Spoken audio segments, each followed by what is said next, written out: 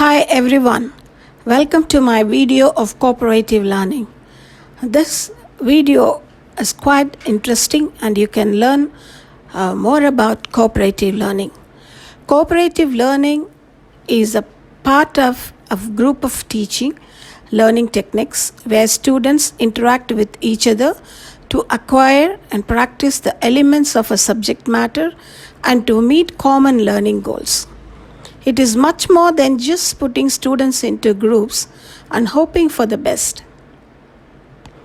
Cooperative learning is a very formal way of structuring activities in a learning environment that includes specific elements intended to increase the potential for rich and deep learning by the participants. Now, we are going to see what is a team.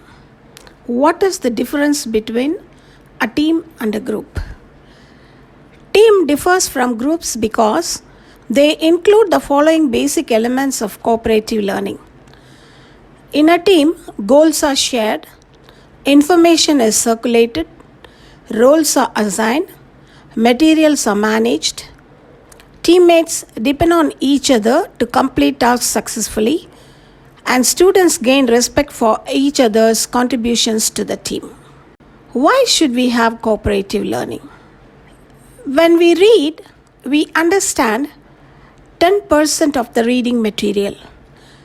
When we hear something in an audio, we understand 20% of the learning material. When we see, we get 30% of the understanding, and if we both see and hear, we'll get 50% of the learning material. Suppose, if you discuss the matters with others, you get 70% of the understanding of the learning material. And if you experience it personally, you'll understand 80%. And if you teach someone else, you'll get 95% of the learning material.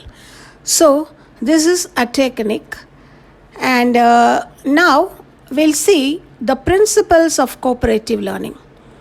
Group tasks are designed to be suitable for group work. Positive interdependence is built in cooperation, is necessary for students to succeed. Attention and class time are given to interpersonal cooperative skill building. Participants learn together in small groups of 4 in every group. Students are individually accountable for learning and participation. The instructor's role changes from being the sage on the stage to the guide on the side. Cooperative learning teams. In cooperative learning teams, positive interdependence is structured into the group task activities, and members are responsible for each other's success. Individual accountability is an expected outcome. Communication skills are identified, directly taught, and expected to be used by all group members. There are designated roles with shared leadership, assigned and monitored by the group and the instructor. An ideal size of a cooperative team is 4 members per group. When you have 4 in a group, you can have pairs working together at times and 4 working together at other times. There is a possibility of 6 pair combinations. Various constraints will affect the size of the group. So, the basic elements of cooperative learning is totally positive interdependence, face-to-face interaction, individual accountability, interpersonal and small group skills, and group processing.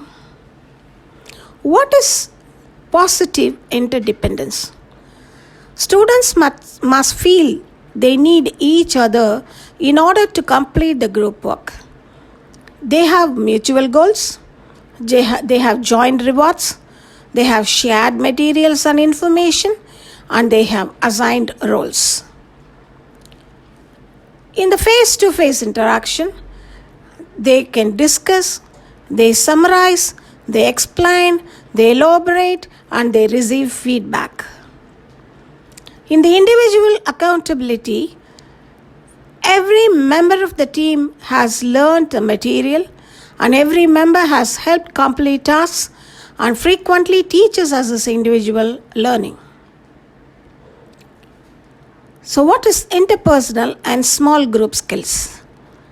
Communication, leadership, decision making skill, conflict management skill, active listening, challenging ideas, not people, and compromising. So, there are roles among the members of a group. Among four, one is a leader, the other one is a recorder, the third one is a checker, the other one is an observer. What is the role of a checker?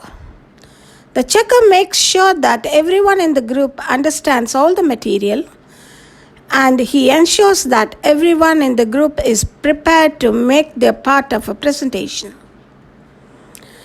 The leader's work is that he is responsible for the group's output, keep groups on track and focused assigned tasks, controls the direction of the project, and he assigns additional roles such as experiments or equipped manager. The recorder's work is to take notes for the team, and he is responsible for compiling and presentation of final product, and he gets supplies for team when necessary. The observer can be a reader also sometimes, and the observer makes sure that everyone in the group is contributing, and he ensures that everyone in the group has an equal opportunity to speak. He makes sure that all comments are positive, and he reads material to the group.